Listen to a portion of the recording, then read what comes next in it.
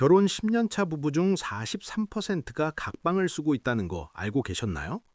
그런데 더 놀라운 건 이 부부들의 이혼율이 같은 방을 쓰는 부부보다 27% 낮다는 겁니다.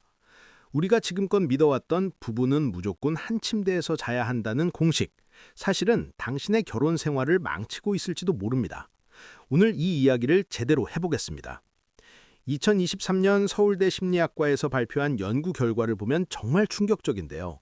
같은 침대를 쓰는 부부 중 68%가 배우자의 수면 습관 때문에 스트레스를 받는다고 답했거든요. 그런데 이게 단순히 짜증나는 수준이 아니라는 게 문제입니다. 수면 부족은 우리 뇌의 편도체를 과활성화시켜서 감정 조절 능력을 떨어뜨리는데 이게 부부싸움으로 이어지는 확률이 무려 3배나 높아진다는 거예요. 남편 코골이 때문에 새벽 3시에 깬 당신, 다음날 아침에 사소한 일로 화내고 있지 않나요? 그게 바로 수면 부족이 만든 결과입니다. 미국 수면의학회 연구진은 부부가 함께 자면서 겪는 수면 방해가 1년에 약 200시간에 달한다고 계산했어요. 200시간이면 8일이 넘는 시간인데 당신은 매년 8일 동안 잠을 제대로 못 자면서 결혼 생활을 유지하고 있는 겁니다. 이제 구체적으로 계산을 한번 해볼까요? 남편이 코를 골거나 뒤척이는 바람에 당신이 밤에 평균 3번 깬다고 가정해 봅시다. 한 번 깰 때마다 다시 잠드는데 평균 15분이 걸리니까 하루에 45분을 손해보는 거예요. 이게 한 달이면 22.5시간, 1년이면 270시간입니다. 시간당 최저임금을 9,860원으로 계산하면 연간 266만 원어치의 수면을 잃는 거죠. 게다가 수면 부족으로 인한 업무 효율 저하를 고려하면 실질적 손해는 월급의 15%까지 올라갑니다. 월급이 300만 원이라면 연간 540만 원을 날리는 셈인데 이게 10년이면 5,400만 원이에요. 각방 하나 만드는 데 드는 비용이 500만 원이라고 쳐도 2년이면 본전 뽑고 남는 장사거든요. 이런 계산 한 번도 안 해보셨죠? 대부분의 사람들이 감정적으로만 접근하다가 실제로는 엄청난 손해를 보고 있는 겁니다. 심리학에서는 이걸 과도한 근접성의 역설이라고 부르는데요. 너무 가까이 붙어 있으면 오히려 관계가 나빠진다는 이론입니다. 미국의 부부 심리학자 에스더 페렐은 그의 저서에서 욕망은 거리에서 자란다고 말했어요. 24시간 붙어 있는 사람에게는 신비감도 없고 그리움도 없고 기대감도 없다는 거죠. 각방을 쓰면서 주말에만 같이 자는 부부들이 오히려 스킨십 빈도가 높다는 연구 결과가 있는데 이유가 뭘까요? 바로 만남이 특별해지기 때문입니다. 매일 밤 당연하게 같은 침대에 눕는 게 아니라 오늘 같이 잘까 말까를 선택할 수 있을 때 그 만남에는 의미가 생기거든요. 이번 연애 초기에 데이트 약속을 잡고 만났을 때의 설렘과 비슷한 심리 메커니즘이에요.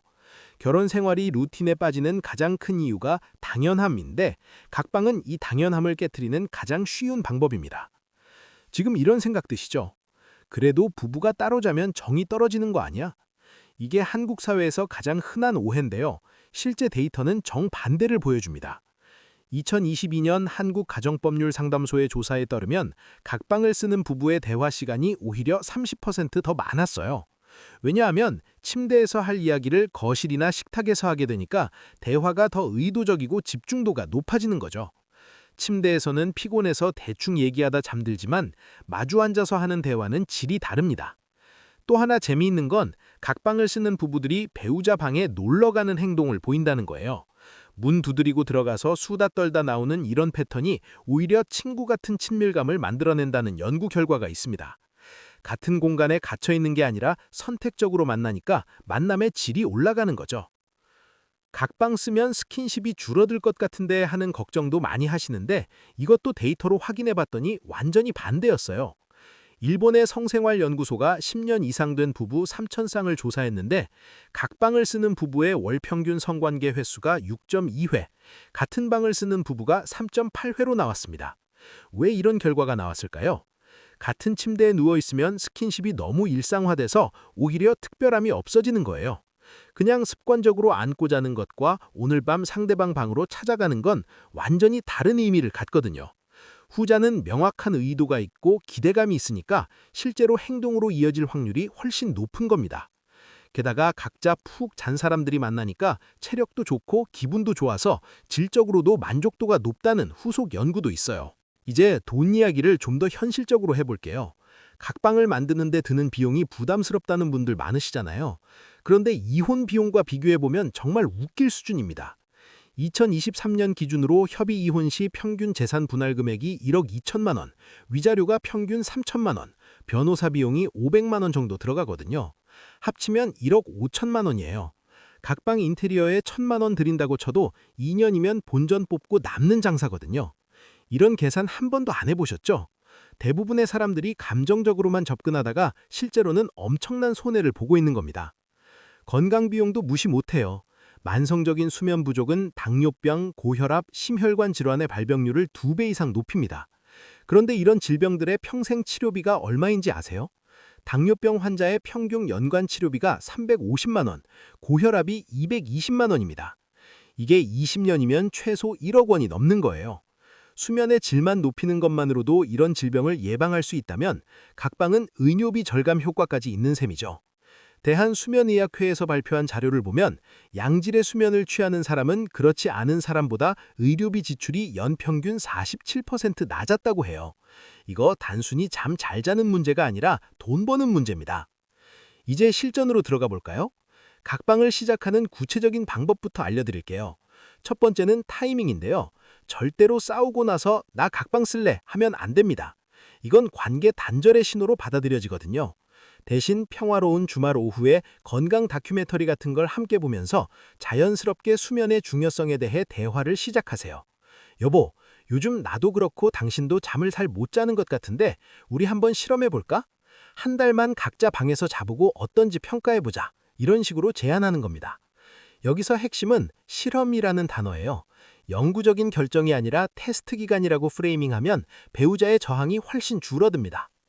두 번째는 규칙 만들기인데요. 각방을 쓰되 일주일에 2, 3회는 같이 자는 날을 정해두는 겁니다. 예를 들어 금요일 밤과 일요일 밤은 무조건 같이 자는 날로 정하고 나머지는 각자 선택하게 하는 거죠. 이렇게 하면 함께 자는 날이 특별해지면서 너무 멀어지는 느낌은 없어요. 세 번째는 각 방의 문을 항상 열어두는 규칙을 만드는 겁니다. 물리적으로는 분리되어 있지만 심리적으로는 연결되어 있다는 신호를 주는 거예요. 문이 닫혀 있으면 단절된 느낌이 들지만 열려 있으면 언제든 찾아갈 수 있다는 안도감이 생깁니다. 네 번째는 굿나잇 루틴을 만드는 건데요. 각자 방에 들어가기 전에 반드시 10분 정도 함께 앉아서 오늘 하루를 나누는 시간을 갖는 겁니다. 이게 각방의 단점을 완전히 상쇄시켜주는 강력한 장치예요. 배우자를 설득하는 화법도 중요한데 절대로 당신 코골이 때문에 못 살겠어처럼 비난으로 시작하면 안 됩니다.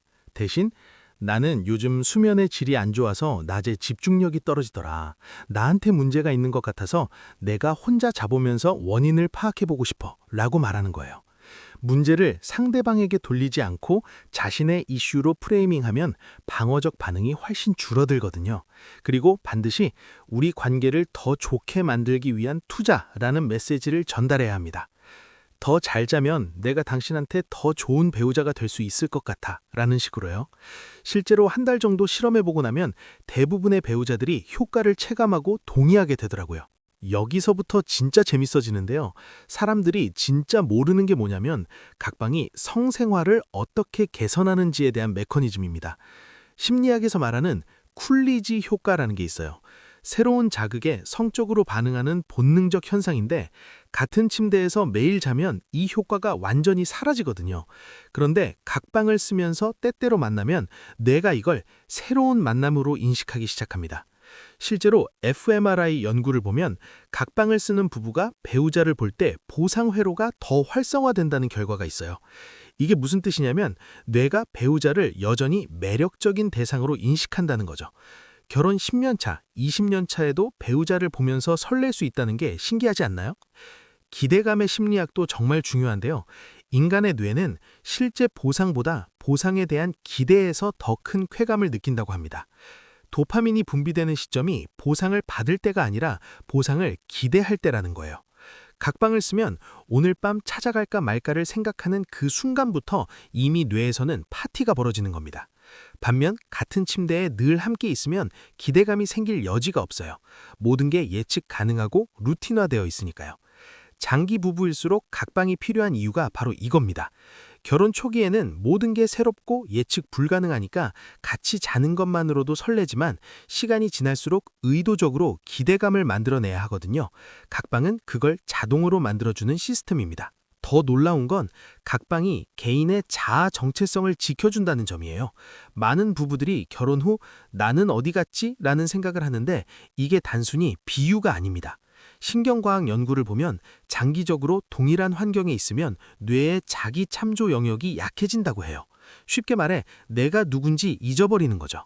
그런데 각자의 공간이 있으면 그 공간에서는 온전히 나로 존재할 수 있거든요. 책을 읽던 음악을 듣던 그냥 멍 때리던 누구의 배우자나 부모 역할이 아닌 나 자신으로 있을 수 있는 시간이 생기는 겁니다. 이게 정신 건강에 얼마나 중요한지 아세요? 자아가 명확한 사람이 관계에서도 더 건강하다는 건 심리학의 기본 원리예요. 역설적이지만 각자의 공간이 있을 때 함께하는 시간이 더 의미 있어지는 이유가 여기 있습니다. 실제 사례를 하나 들어볼게요. 제 지인 중에 결혼 15년 차 부부가 있는데 3년 전부터 각방을 쓰기 시작했어요. 처음에는 주변의 시선 때문에 다른 사람들한테 말하기 민망해했대요. 그런데 지금은 오히려 적극적으로 추천하고 다닙니다. 왜냐면 그 부부가 말하길 각방을 쓰기 시작하고 나서 일주일에 한 번씩 하던 데이트를 다시 시작했다는 거예요. 집에서 각자 시간을 보내다가 주말에 만나서 영화 보고 식사하는데 마치 연애할 때처럼 설렌다고 하더라고요. 이게 가능한 이유는 각방이 일종의 리셋 버튼 역할을 하기 때문입니다. 매일 붙어 있으면 상대방의 모든 면이 너무 익숙해져서 특별함이 사라지는데 적당한 거리를 두면 다시 신선해지는 거죠. 통계적으로도 흥미로운 데이터가 있는데요.